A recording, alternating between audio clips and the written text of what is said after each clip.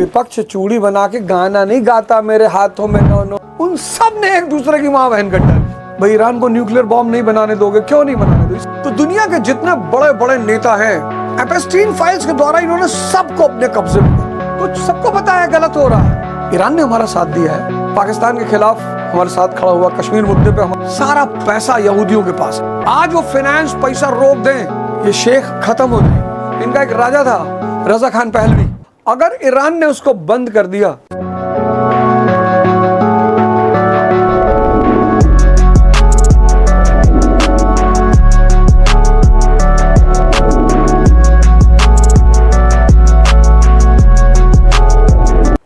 जय हिंद फ्रेंड्स। दुनिया वैसे तो संकटों का सामना कर ही रही है और उस पर से एक नया संकट शुरू हो गया, ईरान इजराइल वॉर होना ही था। और जिस दिन एपस्टीन फाइल्स खुली थी, देखो दुनिया में कौम है ज्यूज, मुझे उनका दिमाग, उनका सोचने का तरीका वो अनोखा है, मतलब है कुछ स्पेशल है वो। जिस दिन एपस्टीन फाइल्स खुली थी उस दिन मुझे एक बात का अंदेशा था कि भाई साहब कुछ बड़ा खेल होने जा रहा है, क्योंकि सीरिया के मामले में दुनिया ने इनका साथ नहीं दिया। जब सीरिया पे हमला करने की बारी आई कि सीरिया के पास वेपन्स ऑफ मास डिस्ट्रक्शन है, तो दुनिया ने कहा नहीं यार, एक बार तुमने कहा था इराक के पास है, वहां मिला नहीं, तो अब हम तुम्हारे साथ नहीं खड़े। अगर कोई प्रेम से आपके साथ ना आए तो डर के तो आएगा ही ना। तो दुनिया के जितने बड़े बड़े नेता हैं, जितने बड़े बड़े देश हैं, एपस्टीन फाइल्स के द्वारा इन्होंने सबको अपने कब्जे में कर लिया। यह किसी देश का हमला नहीं है, यह एक जाति का हमला है। 1929 का जो क्रैश हुआ यूएस में, अमेरिका में, ग्रेट डिप्रेशन, कभी मौका लगे तो जरूर पढ़ना ग्रेट डिप्रेशन। तो जो ग्रेट डिप्रेशन हुआ 1929, इन्होंने कराया, ज्यूज ने। ये दुनिया में कुछ भी करा सकते हैं, क्योंकि इनको एक चीज इनके हाथ में है, फिनेंस और एजुकेशन। और दो चीजों से बड़ी ताकत और क्या हो सकती है। मैं बार बार कहता हूं कि अगर 100 नोबेल प्राइज दिए गए हैं तो 95 नोबेल प्राइज यहूदियों के पास गए। संपत्ति, समृद्धि, शक्ति के बिना रह ही नहीं सकती। और जब ये तेल मिला 1847 में, आज ये ईरान की हालत थोड़ा सा बता देता हूं आपको। 1847 में जब पहली बार दुनिया में तेल मिला, 1847 जब पहली बार दुनिया में तेल मिला, कहां मिला? पेंसिल्वेनिया में। 1860 तेल मिला रोमानिया में। 1910 ईरान, मिडिल ईस्ट।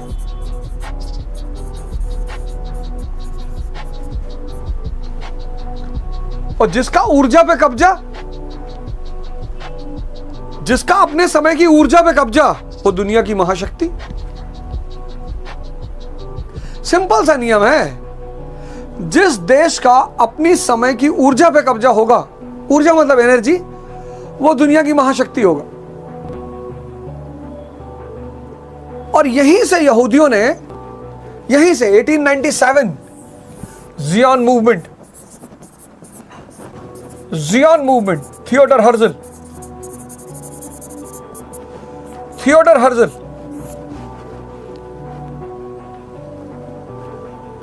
यहूदियों को बचाना है, यहूदियों का देश बनाना है। और 1917 में ब्रिटेन ने मान लिया, पहले वर्ल्ड वॉर के समय, बेल्फोर डिक्लेरेशन, आर्थर बेल्फोर।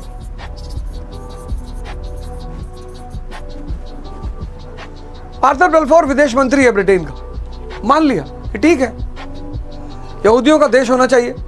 और फिर इसी बैकग्राउंड में 1948 में इजराइल बनाया। किसने बनाया? यूनाइटेड स्टेट्स ऑफ अमेरिका ने। क्यों? जिससे कि ये मिडिल ईस्ट का जो तेल का खजाना है, इस खजाने पर कब्जा किया जा सके।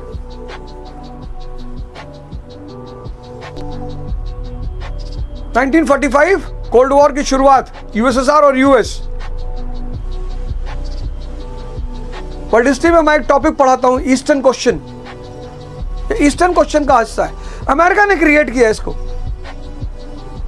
क्योंकि इस तेल के खजानों पे उसको बैठना था, उसको एक अड्डा चाहिए था। उसने दो देश क्रिएट किए, एक 1947 में पाकिस्तान, एक 1948 में इजराइल। पाकिस्तान किसका? मुसलमानों का मुल्क, अमेरिका ने क्रिएट कराया। और 1948 में इजराइल, यहूदियों का मुल्क। और फिर पूरे अरब वर्ल्ड को बांट दिया।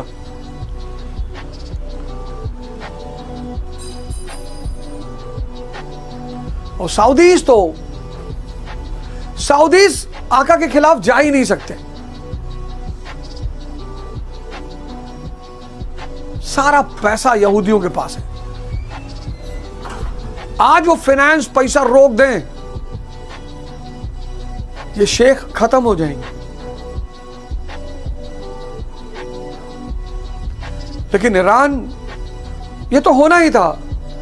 ये जो आज आप, लेकिन ये वॉर, आप देखो घटनाक्रम देखो, आप स्टोरी को कनेक्ट करो। एपस्टीन फाइल आई, जिस दिन एपस्टीन फाइल आई मैं समझ गया भाई साहब कोई कांड होने जा रहा है। और मुझे पूरा अंदेशा था कि एपस्टीन फाइल को बहाना बना के ये पूरी दुनिया को अपने पीछे कर लेंगे। कर लिया, सबका नाम है। कौन सी कंट्री बड़ी कंट्री है जिसके लीडर का, जिसके नेताओं का उसमें नाम नहीं? जेफरी एप्स्टीन इन्हीं के लिए काम कर रहा था। वो फाइल निकाली इन्होंने क्योंकि ये जानते थे कि सारी दुनिया हमारे साथ खड़ी नहीं होगी। और एक ऊंचाई पे पहुंचने के बाद हर व्यक्ति को लगता है कि अगर मेरी बदनामी हुई, मेरी बेइज्जती हुई, तब क्या होगा। बड़ी मुश्किल लगती है पद कमाने में, पैसा कमाने में, नाम कमाने, बहुत झूठ बोलना पड़ता है, बड़ा मरना पड़ता है, बहुत रोना पड़ता है, तब जाके पद, पैसा और नाम क्रिएट होता है। उम्र बीत जाती है आदमी की, 60 साल 65 साल का हो जाता है, और तब उसे लगता है कि भाई अगर मेरा नेगेटिव चेहरा दुनिया के सामने आया तो फिर मैं तो कहीं का नहीं रहूंगा। और यहूदियों को इजराइल से अपना पैसा वापस लेना था। 1920 ब्रिटिश पेट्रोलियम, 1955 बगदाद पैक्ट। और ये जितने भी लोग अमेरिका से जिन्होंने दोस्ती की, यहूदियों से जिन्होंने दोस्ती की, यहूदियों ने और अमेरिका ने बाद में उनको पटक कर मारा बहुत। पूरी हिस्ट्री उठा के देख लो। ये आज है ईरानियंस, इनका एक राजा था रजा खान पहलवी, वो तो इनकी गोद में ही बैठा रहता था, जी मालिक जी मालिक जी मालिक। कभी सद्दाम हुसैन भी बैठे रहते थे, कभी गद्दाफी भी बैठा रहता था। ये आदमी को अपनी तरफ मिलाते हैं, उसको इस्तेमाल करते हैं, उससे अपने इंटरेस्ट पूरा करते हैं। जिस दिन इन्हें लग जाता है कि ये आदमी मेरे इंटरेस्ट में बाधा बन रहा है, उसके बाद तो बहुत ही खतरनाक दौर से दुनिया गुजर रही है, बहुत ही खतरनाक दौर से। कुछ भी हो सकता है। आयतुल्लाह खुमैनी ने बड़ी बहादुरी से सामना किया, लड़ाई लड़ी, शायद शहीद भी हो गए। ईरान हमारा दोस्त रहा है, पाकिस्तान के खिलाफ हमारा सपोर्ट किया उसने, कश्मीर मुद्दे पे हमारे पक्ष में वोट दिया उसने, एनर्जी डील किया उसने हमसे। 2008 में जब हमारे पास फॉरेन रिजर्व का खतरा पैदा हुआ तो उसने इंडियन रूपी में ऑयल दिया हमको। एहसान है ईरान का हमारे ऊपर, लेकिन कुछ हो नहीं सकता। एपस्टीन, कुछ सबको पता है गलत हो रहा है। एपस्टीन का जिन्न सबके ऊपर सवार है। ईरान ने हमारा साथ दिया है। 2008 में फाइनेंशियल क्राइसिस पैदा हो गई, हमारा फॉरेन रिजर्व खतरे में पड़ गया, इंडियन रूपी में उसने हमें ऑयल दिया। कहा यार कोई बात नहीं, ले लो। पाकिस्तान के खिलाफ हमारे साथ खड़ा हुआ, कश्मीर मुद्दे पे हमारे पक्ष में वोट किया उसने। चाबार पोर्ट हम उसका देख ही रहे थे, एनर्जी एग्रीमेंट हमारा है ही है उसके साथ।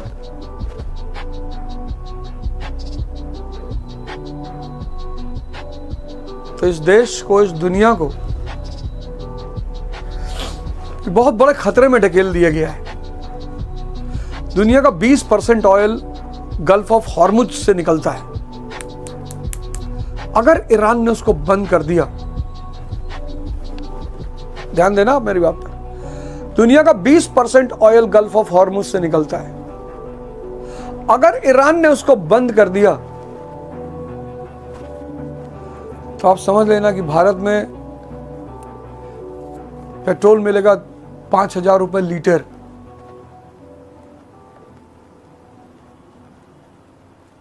और अगर पेट्रोल और डीजल हुआ 5,000 रुपए लीटर, तो आप सोचो गेहूं, आटा, चावल, इनकी कीमतें कहां पहुंच जाएंगी।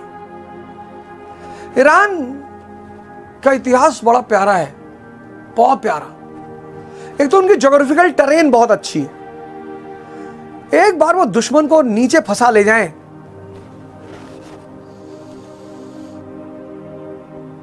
एक बार, उनका सबसे बड़ा योद्धा उनका टेरेन है, टेरेन।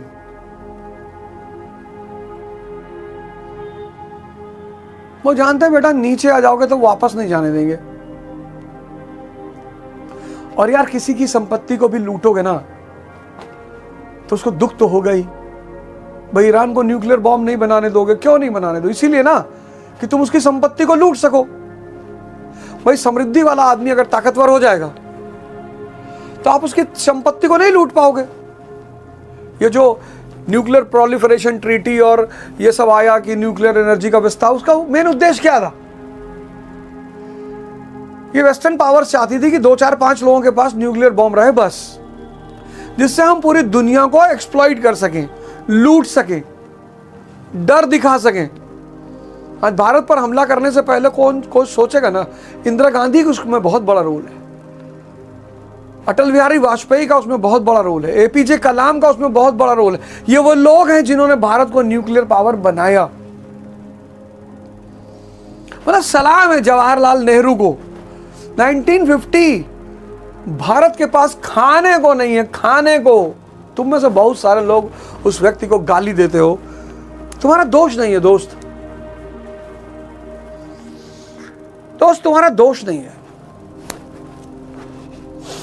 तुम पढ़े ही नहीं। तुम तो सुने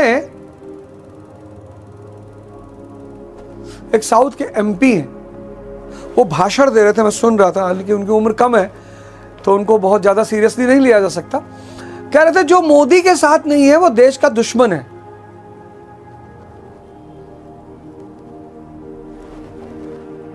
भाई मेरे, अरस्तु के चच्चा, डेमोक्रेसी में 2 चीजें होती हैं, 2, एक सरकार, एक विपक्ष। विपक्ष चूड़ी बना के गाना नहीं गाता, मेरे हाथों में 9 चूड़ियां, जरा देखो मोदी जी थोड़ी सी है मजबूरियां। इसके लिए विपक्ष नहीं होता चाचा, पढ़ लो थोड़ा सा। विपक्ष का काम है सरकार की आलोचना करना, और अगर सरकार को आलोचना से डर लगता है तो सरकार विपक्ष में बैठे। सरकार वो काम करे जो वो अच्छा कर लेती है। सब बीजेपी अच्छा आलोचना कर लेती है, सड़क पे उतर आती है, प्याज की माला पहन लेती है, और क्या कहते हैं वो सिलेंडर पटक लेती है। बीजेपी विपक्ष के रूप में बड़ी शानदार पार्टी है, बहुत शानदार, मतलब उसकी जितनी तारीफ की जाए कम है। सरकार में आके थोड़ा सा, उनके पास भी अच्छे अच्छे लीडर्स हैं, ऐसा नहीं है कि नहीं है, हैं उनके पास भी, अच्छा रूल किया उन्होंने। वाजपेयी जी का टेन्योर बड़ा प्यारा रहा, और एक से एक उनके अपने कैबिनेट मिनिस्टर्स थे बढ़िया बढ़िया। अब देख के लगता था उन लोगों को पॉजिटिविटी आती थी देख के। जसवंत सिंह, यशवंत सिन्हा और सुषमा स्वराज, ऐसे ऐसे नेता थे, मोहन पारिकर, और मतलब शानदार शानदार नेता उनके पास, प्रमोद महाजन। ऐसा नहीं था कि नेता उनके पास नहीं थे, लेकिन जिस पार्टी को आलोचना से डर लगता है उस पार्टी को विपक्ष में बैठना चाहिए। आप वो काम करो ना जो आपको अच्छा लगता है। तो 2014 से कुछ बड़े विद्वान लोग आ गए थे ट्विटर पे, और साहब जो गाली देते थे, जो भाई साहब रोस्ट करते थे किसी को, और ऐसे ऐसे शब्दों का इस्तेमाल करते थे कि मजा आ जाए गाली सुन के। उन सब ने एक दूसरे की मां बहन कट डाली, सब ने। यही होता है समय। मैंने एक ट्वीट किया था आज से 6 दिन पहले, उसमें बहुत सारे लोग आए, बड़े चिल्लाए, अबे तू भविष्यवक्ता बन गया है और तू अब ये करने लगा फलाना। खैर यार, 1 अरब 50 करोड़ के देश में मैं बार बार ये बात कहता हूं, अगर 1 लाख लोग भी आपका विरोध नहीं करते तो आप मुर्दा हैं।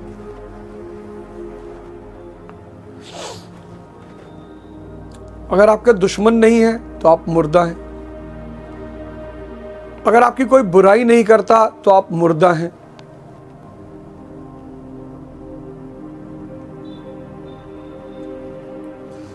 अगर आपको कोई गाली नहीं दे रहा आप मुर्दा हैं। मरे हुए, ये सब मरे हुओं की निशानी। इनसे बाहर आने का नाम है ध्यान, साधना।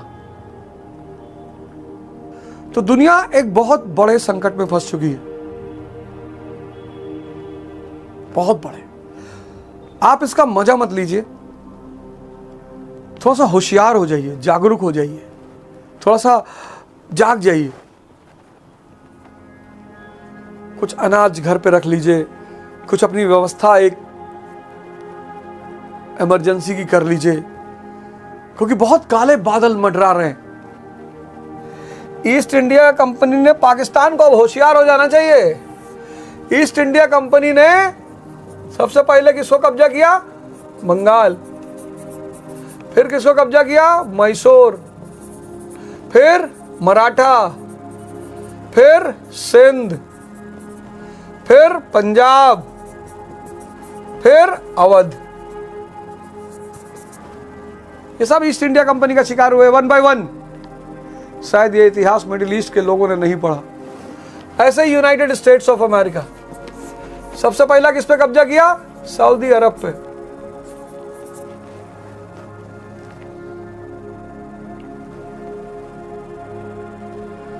फिर इराक, फिर सीरिया, फिर लीबिया, अब ईरान।